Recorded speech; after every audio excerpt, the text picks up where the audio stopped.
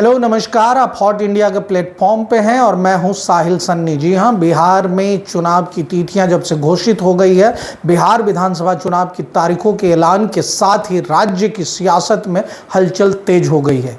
एक ओर सत्तारूढ़ एनडीए रणनीति को अंतिम रूप देने में जुटा हुआ है, वहीं दूसरी ओर विपक्षी महागठबंधन ने सीटों के बंटवारे का फॉर्मूला लगभग तय कर लिया है। सूत्रों के मुताबिक तेजस्वी यादव और राहुल गांधी की बातचीत के बाद गठबंधन के सभी घटक दलों के बीच सीट शेयरिंग पर सहमति बन गई है। जी हां, अब केवल आधिकारिक घोषणा बाकी है।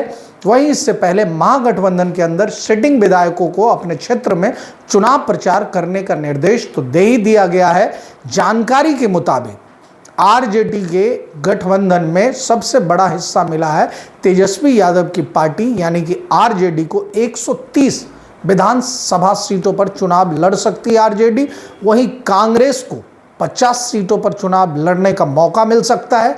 इसके अलावा विकासशील इंसान पार्टी यानी कि वीआईपी को 20 सीटें, लेफ्ट पार्टियां यानी कि सीपीआई, सीपीआई-एमएल, सीपीआई-एम को कुल 35 सीटें, पारस गुट की लोक जनशक्ति पार्टी को 2 सीटें और झारखंड मुक्ति मोर्चा जेएमएम को भी 6 सीटें मिल सकती है।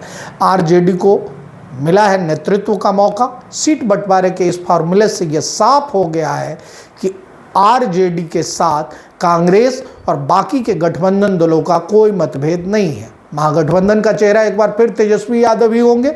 आरजेडी सबसे बड़ी पार्टी के तौर पर न सिर्फ सबसे ज़्यादा सीटों पर चुनाव लड़ेगी, बल्कि मुख्यमंत्री पद का दावा भी उसी के पास रहेगा।